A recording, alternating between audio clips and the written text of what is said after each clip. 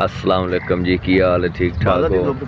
काफ़ी दिन हो गए व्लॉग नहीं बनया मेरा ते मुहर्रम दे विच असीं मसरूफ रह गए हैं। ते अज मैं आ गया अपना कैंबर मंडी कैंबर मंडी दे विच जनाब मझां खलोतियां माशाअल्लाह नीली रावी दियां प्योर रावी दियां ते बहुत प्यारियां भैणां छोटियां इस टाइम खिदमत गुजार कर रहा है जनाब मालदारा सुना ये हुण बच्चे चगाई जा रहे हो टाइम नाल ही सही। ये कट्टी है कट्टा है जनाब, चिटियां सफेद अखां माशाअल्लाह काली शाह मझ अखां लुको जड़ी हैगी ये चिटियां लंबी खिच्ची मझ डरदी है भी पता नहीं मैं नाल कोई चक्कर करने के थना भी ले लो जनाब।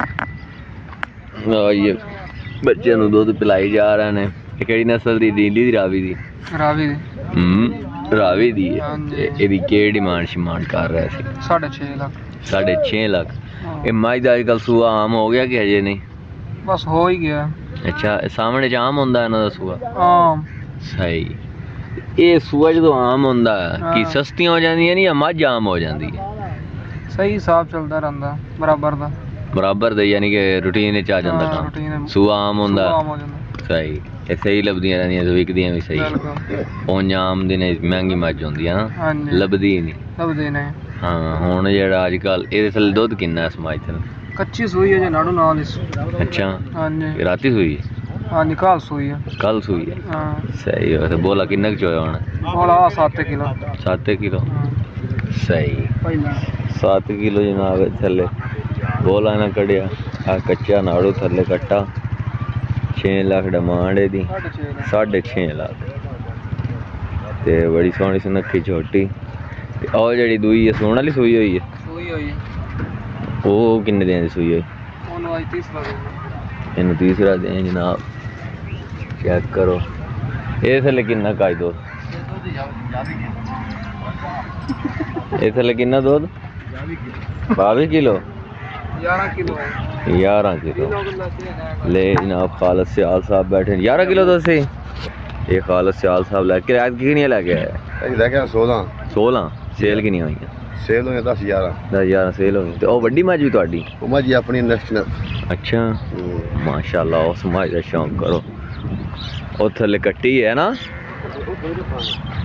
वो वाले गब्बन है। वेरी गुड भाई, बहुत प्यारी छोटी। चेक करो जनाब ये गब्बन है दिन लैंदी है दिहाड़ी डंगर कढ़दी है। चारे थान बराबर पतली पतंगे दी चमड़ी चिटियां सफेद अखां ते दी डिमांड अमाउंट जेहड़ी ओहदे को पुछदे हैं ते एदी जेहड़ी डिमांड है 9 लाख जनाब। लंबी गिच्ची सोहने सिंग। एदी हुण तुहानूं गर्दन विखाई है। गर्दन चेक करो जनाब। खालद सियाल अकबाल नगर मियां चन्नू वाले। चेक करो जनाब ते है दे मगर छोटी जनाब। लो जी आज छोटा जी व्लॉग असी बनाना सी।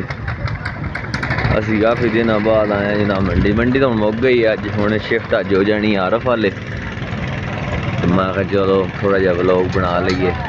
ये हुण माल जा रहे आरफ वाले का व्लॉग बनाया ते हुण अपने व्लॉग का एंड।